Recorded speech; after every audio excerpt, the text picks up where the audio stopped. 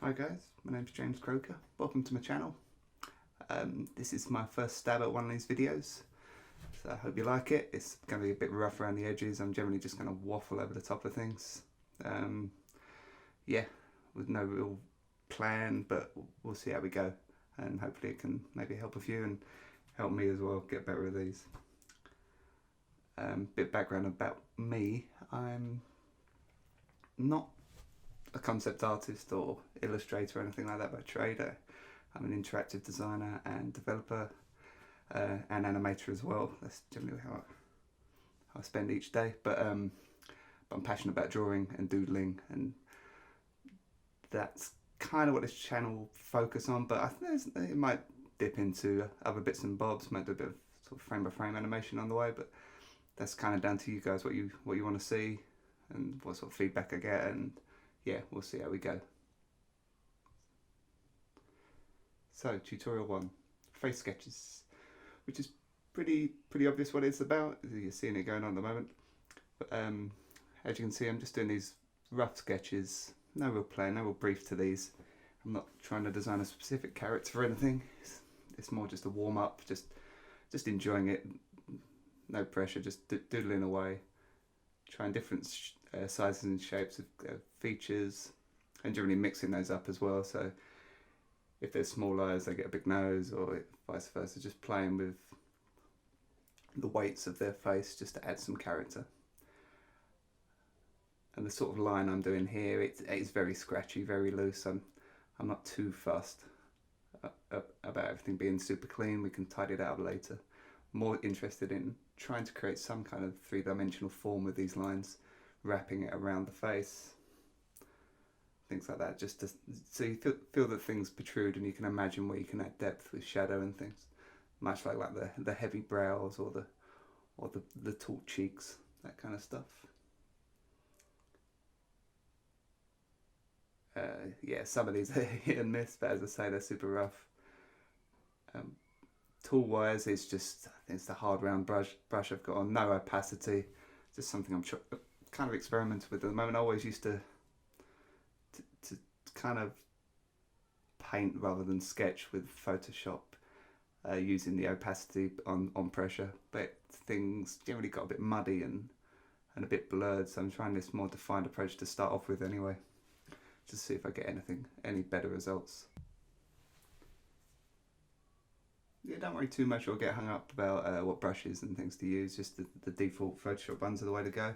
And equally, just even when you're sketching as well, I mean, I know there's a lot of stuff all across YouTube from much more talented artists than me, but they talk about all your fundamental skills, but obviously that you need to put in the effort to learn that stuff if you want it to be a career. But equally, you know, you got to enjoy it, and you got to draw what you want to draw. And I mean, I'm guilty of it. I'm slaving away trying to do environments and trying to fiddle about with 3D aspects and things like that, and you just realise you're not enjoying it, and the work is tame as a result. So just go easy on yourself every now and then. I mean, still draw. Don't go and play the video games, but just let it flow and just do what feels natural to you, and I think you'll get a better result at the end of it. That said, some of these are awful, so maybe not. But the trick being to this, that as I mentioned, I haven't got a clear brief. Sometimes just putting pen to paper can be the catalyst for a good idea. Hey, this transcends just drawing. This is coming across my career as well. You don't always have to just sit and ponder and think about, that big idea. Anything can just trigger that. So I just get doodling.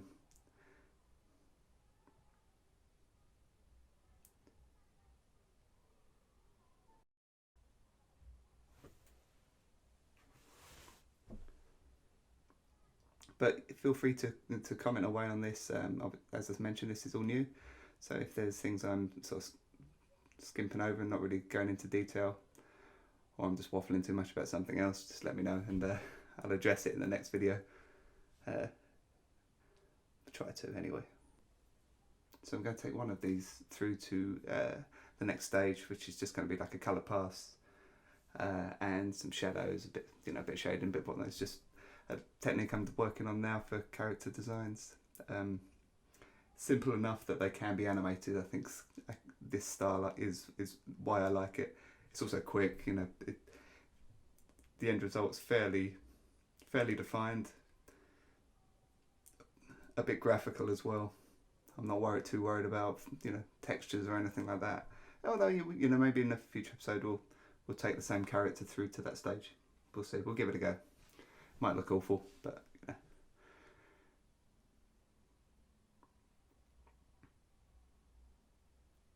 So now just aligning these characters on the page, just trying to make it sit well with it. I'm always keen of just making them look presentable, regardless of what stage. Because I do a lot of concepts of work, just sketches for interactive ideas and installations and things. And at any stage, we always want to make it palatable for someone else to come and look. So just tidying this up, just putting a little frame so the composition feels okay. And I'm just going to, fill all this in, just to give it a bit more form, because sometimes with all that scratchy line, it all can get lost together. It doesn't, you don't see the forms as well when you've got a whole page full of characters. So I'm just creating effectively a mask that I can paint in, so I don't just go into the white. It's fairly standard Photoshop stuff. I won't go into detail about that. Well, unless you want me to, but let me know. But there's a million tutorials that do that online. So you see there, I've got my mask, and I'm just filling in, just doing a quick shadow pass. This is super rough. The lines are on a multiply layer, and they're all grouped together. And I'm just basically using a clipping mask on that first mask, just to shade in with a darker grey. It's the same brush. I'm just changing the size of it, and really just loosely dropping in the shadow. And they've all got the same light source, so the light's coming from above, directly above, nice and easy.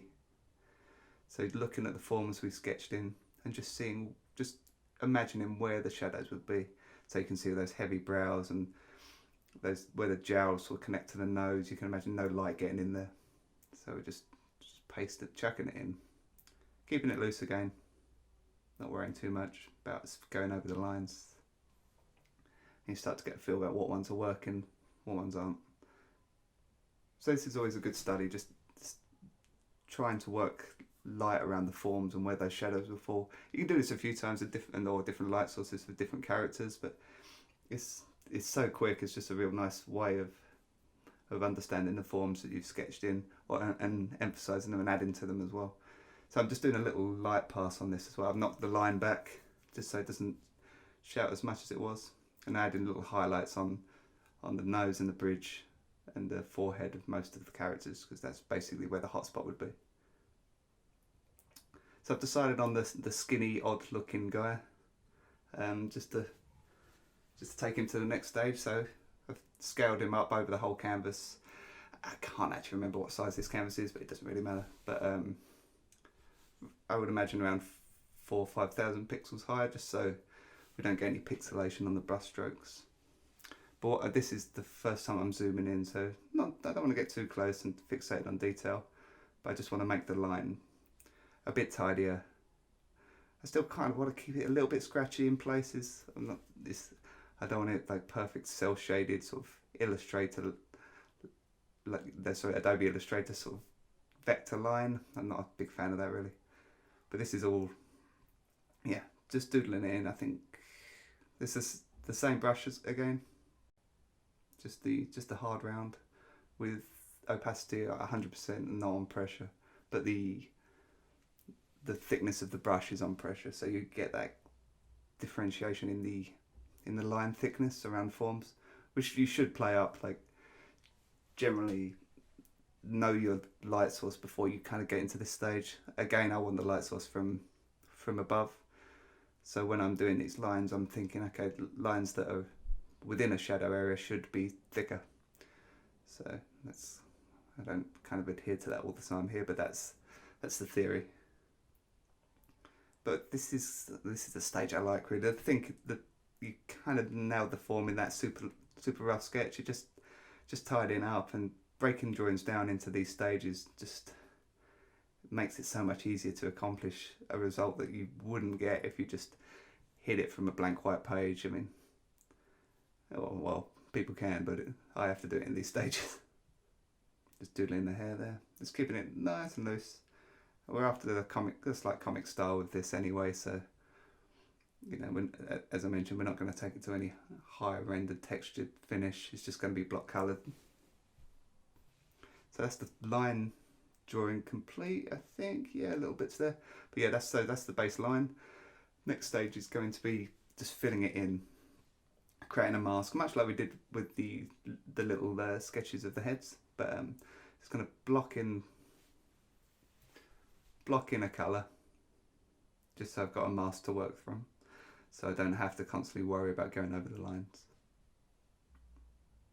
I like adding a frame around these just so they sit in the page better and they're not just a floating head in a canvas. Gives it a slightly nicer composition.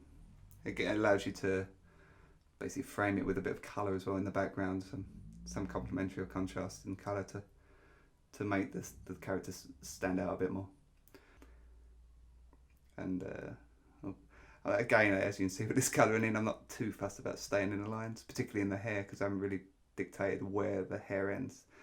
I'm sort of feathering the edges with the pen pressure on the thickness of the brush. I'm just trying to get some loose flicks there. I'm not good with the hair. I've got to work on hair. Maybe we'll do a tutorial on that. We'll try a few different methods that are out there. One springs to mind. I think Ahmed Al-Duri's got a good YouTube video on that. That's worth checking out, definitely. Yeah, all his videos are. They're yeah, significantly better than what you're going to find here, but you know, we got something to aim for. So that's the base shape put in, and equally I'll do one for the background as well, just so we've got those two simple shapes that we can work within the boundaries. Any technical questions with regard to Photoshop, just leave them in the comments. I'll try and get back to you. So working in the local colour now, basically the local colour is just what the actual object is, its actual colour without light on it. So in this case I've made his whole head green, and not 100% sure why. I do have a tendency to draw the dead or dying. A lot of zombies in my portfolio, but yeah, just working on a local colour. This is the first pass.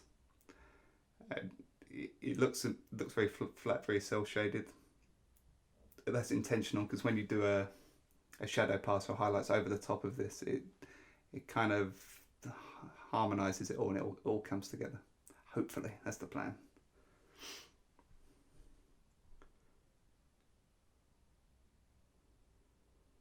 So colouring in the eyes there, never go, well, I mean, never, you can do what you like, but don't go full white. I always use just a tint of the skin tone, so it feels a bit more complementary to what's going on in the sketch. White can just pop too much, it ends up looking like some, I don't know, end up glowing. The contrast is too high. And the nostrils, I guess they would be slightly different colour. Maybe they'd be a bit more red actually, but I've just filled them in there just to use basically the same colour as the eyes again, just to balance the piece out there. But the lips, the nostrils and the eyes being that same darker hue. So this is the shadow pass I'm working on. So above all those layers I've got a multiply layer, and I'm painting directly over the top with this alarmingly bright colour. But there's a reason for that. I mean, it's really easy to see when I'm working in these shadows, and it's effectively the complementary colour to the green. It really pops, and when you knock it back, the shadows just almost vibrate with the green. They really pop out, and yeah, it's just a look I like. I mean, just in real life, the shadows are never a darker version of the colour you're trying to portray. They're always either complementary or they're a colour representative of the ambience. So a lot of that, when you're outside, a lot of the shadows actually appear blue because of the sky being blue. So it pulls a lot of the light source from that. Anyway, I'm not I'm not going to waffle about colour theory here. I do a horrendous job, but yeah, it's worth looking into. It's something I begrudgingly hated at art school when I was young, but now I can't get enough of. Much like a lot of this, really. So as I'm drawing this again, much like the early thumbs, just thinking about where light wouldn't be able to get to with the form of his face, because it's up to you that how flat is that nose, how much does it protrude. That's, you can work out then, or how much shadow would be across his mouth, his moustache. That's when you can play with the forms even more, just with the shadow pass. And again, just dropping some simple shadows into the hair. I'm not happy with how I did this. We'll definitely look at hair in the future. It's a weakness, definitely. But so yeah, in the comments, maybe have some suggestions as to what we can do next time. These characters are fun, or we could do like a maybe full body one as opposed to just a bust like this. But we'll see. We'll see what you want, and equally we'll see what I can do, because as I say, I'm learning as well. Maybe we'll get out of our comfort zone and do some environments and bits and bobs like that. That'd be good. I'm fairly hopeless at those, so maybe we'll give it a go. So as you see, I've knocked back that multiplying. It just all of a sudden becomes harmonious with the image. There's a real nice contrast between that green and that kind of grey pinky hue of those shadows. So just, yeah, again, just a multiply layer, just knocked right back. I've done a couple of specular highlights, one on the nose and on the bridge and the lip. That's kind of it for the highlights of this. Messing around with eye colour. I don't know why I struggled with this, but yeah, I couldn't quite decide. I think we go with purple in the end. Why not? And again, just a little specular on the eye, which just seems standard. But you got to think of where the light's coming from and where they go, which I haven't really done there, but it's good practice to do that. I've just sort of stuck them at 3 o'clock. So filling in the background now. Given the colour of the shadows, I probably should have gone with something a bit more pink maybe, but I was just experimenting with this, and maybe, and yeah, as you see, I add in a bit of gradient just to give a bit of variation to the colouring here. And being Photoshop, you can tweak and change these as you go. You don't have to get it right straight away. It's the beauty of this, not like traditional. So I'm toying with the idea of maybe, being darker and making the character pop out, but I go for something fairly in the middle there. So the values actually across all this painting are very similar. Hindsight, I probably would have either knocked that back or brought it, or made it darker as a background, just to make the silhouette of the character pop out a bit more. But we can try and salvage a bit of that back with the line effects we're going to do next. So onto the line, because obviously we had that dark black line now, and it looks okay with that, but I always like to maybe fill that in a bit with a bit of a softer colour, more in sync with the palette we've used on the character. So I've added white to the line as well, just effectively like a rim light to create a secondary light source on the edge of the character. It's a cheap trick that loads of people do. I'm still kind of learning as to the best use of it, but yeah, it's fun. And the white line, I think I quite like how it just bleeds out into the rest of the page. It just makes it go a little bit more graphical. The experiment with this, there are rules, but you don't have to adhere to any of them. Just have fun, and ultimately, if the end result's what you're after, then that's what you wanted. So well done. I'm getting stuck on the hair again here, just doing lots of highlights. Not really happy with it. Just I think I end up giving up on this hair. We definitely need to sort that out in the future. So once we've got to this stage, I like to, even though we've got those hard lines on everything, on the shadows and the lines of the original drawing, I like to get the airbrush now and just bring in a little bit of different colour to break up break up those hard lines and break up those forms a little. In this instance, I'm using like a red around the eyes and the nose, just basically where there's more blood flow, and around the lips as well, and it just softens those shadows a little bit. And equally, I'm doing it under the eyes and the chin and on the neck, just with a slightly darker tone of the skin, just to give a little bit of variation there, just make the form feel a little bit more affected with the environment. And yeah, this is where I'm playing with the rim light. I'm just using the brush we started this whole thing off the same, just the hard round with pressure on the thickness of the brush. Just basically making some variation in the thickness of that brush, so it makes those highlights pop a little bit more. I get a bit carried away. I can kind of end up putting it everywhere and then knocking it back again. But you know, the experiment, it's easy. You got an undo button. And I think that's the last, that's kind of the last stage on this drawing. Just a little highlight, just pops it out a bit.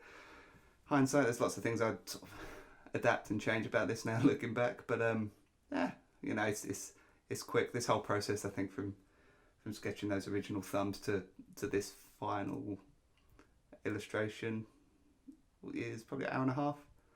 So, you know, it's a rendered enough form for the time given. You can knock out a load of these over a weekend, which is quite fun. Which I aim to do, and start putting a bit of a portfolio together of little characters like this, and around each tutorial we do, maybe I'll work up a few different examples so that you guys got something to look at, and shows it's just not a one-off fluke, which it could be. And that's that. So that's the process I do for these little doodles. We've got plenty of other styles we can mess around with in future episodes, but any suggestions, leave them below, and I'll try and get back to you as soon as possible. Yeah, good luck, have fun. Oh, and tag if you give this approach a go, just tag me, and it'd be interesting to see your results. Thanks, bye.